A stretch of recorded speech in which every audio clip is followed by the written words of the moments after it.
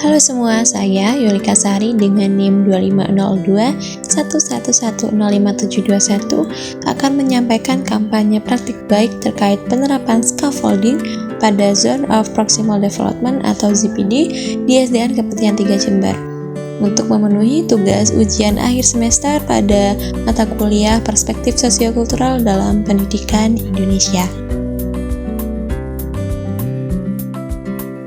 Untuk konten yang akan dibahas, yang pertama ringkasan intervensi terkait penerapan scaffolding pada ZPD, yang kedua hasil yang dicapai terkait penerapan scaffolding pada ZPD, dan yang ketiga pembelajaran dan replikasi terkait penerapan scaffolding pada ZPD. Pembahasan yang pertama yaitu ringkasan intervensi terkait penerapan scaffolding pada Zone of Proximal Development atau yang disebut dengan ZPD. Zone of Proximal Development atau ZPD adalah konsep penting dalam teori konstruktivisme Vygotsky yang mengacu pada jarak antara kemampuan individu untuk belajar secara mandiri dan potensi maksimal mereka dengan bantuan.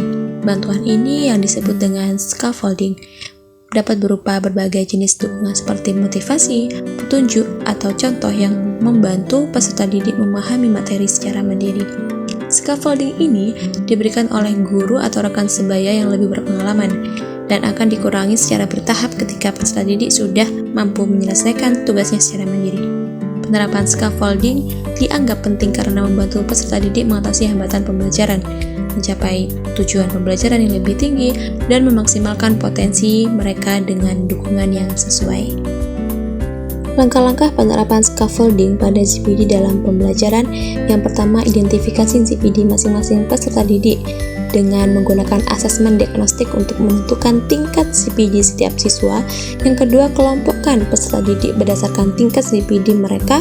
Yang ketiga, guru dapat merancang tugas-tugas belajar seperti aktivitas belajar scaffolding sambil terus memantau kegiatan pembelajaran.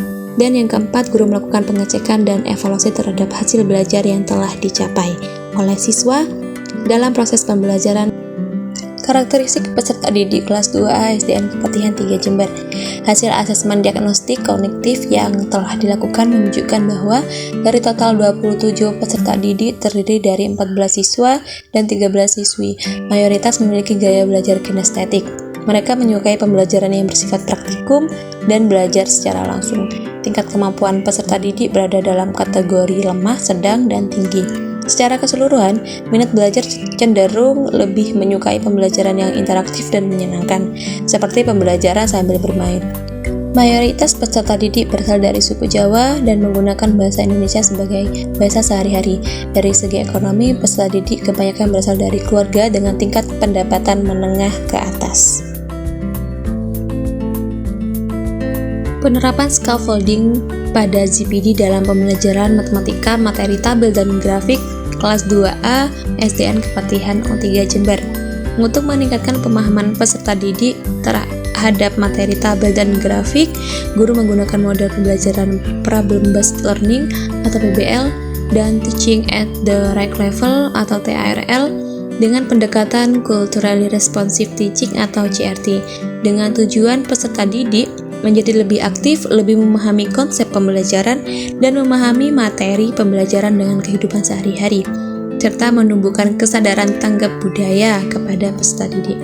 Metode pembelajaran menggunakan scaffolding melalui tanya jawab dan diskusi memberikan kesempatan bagi peserta didik untuk meningkatkan kemampuan belajar mereka. Pembagian kelompok yang beragam secara kemampuan juga dapat membantu peserta didik dengan tingkat kemampuan yang lebih rendah atau sedang untuk berkembang menjadi lebih tinggi melalui bantuan dari teman sebaya yang memiliki kemampuan lebih tinggi. Implikasinya dalam pembelajaran matematika adalah scaffolding pada ZPD dapat berguna dalam menjembatani antara berpikir konkret dan berpikir abstrak. Pada umumnya, peserta didik mengalami kesulitan dalam memahami matematika yang abstrak. Kemampuan tersebut dapat didorong melalui interaksi sosial melalui ZPD. Dengan demikian, pentingnya memahami zone perkembangan proksimal atau ZPD dan mengimplementasikan scaffolding dalam pengajaran sangatlah krusial untuk mendukung perkembangan anak secara optimal dalam proses pembelajaran. Pembahasan yang kedua yaitu hasil yang dicapai terkait penerapan scaffolding pada Zone of Proximal Development atau ZPD. Setelah mengimplementasikan scaffolding pada ZPD dalam proses pembelajaran, terjadi peningkatan dalam aktivitas belajar peserta didik. Misalnya, lebih memperhatikan guru, aktif dalam tanya jawab, berpartisipasi dalam diskusi dan kerjasama, menyelesaikan tugas, serta meningkatkan rasa percaya diri dengan adanya peningkatan aktivitas belajar dari fase pendahuluan saat guru mengajar dibandingkan dengan saat pengimplementasian scaffolding pada ZPD. Peningkatan ini dapat dianggap signifikan mengingat perubahan persentase yang terjadi. Hasil penelitian Kusworo dan Hardinto 2009 mengemukakan bahwa penerapan scaffolding akan mendorong peserta didik untuk dapat meningkatkan kemampuan berpikir peserta didik, melatih kerjasama, bertukar pikiran, dan bertukar ide sehingga akan diperoleh pengetahuan yang lebih dibandingkan jika belajar secara mandiri. Pembahasan yang ketiga yakni pembelajaran dan replikasi terkait penerapan scaffolding pada Zone of Proximal Development atau ZPD.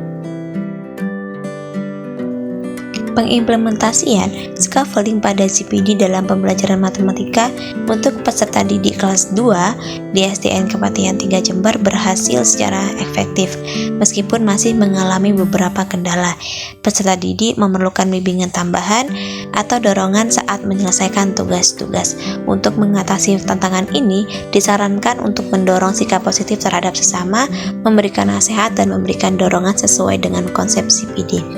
Melalui pemberian dukungan, tambahan, dan penyediaan tantangan yang sesuai dengan tingkat perkembangannya, scaffolding membantu membangun pondasi yang kuat dalam pemahaman konsep matematika, meningkatkan kepercayaan diri, dan memotivasi peserta didik untuk belajar secara aktif. Dengan demikian, pengimplementasian scaffolding pada ZPD bukan hanya meningkatkan prestasi akademik saja, melainkan juga mempromosikan pengembangan keterampilan belajar yang berkelanjutan dan mandiri. Terima kasih.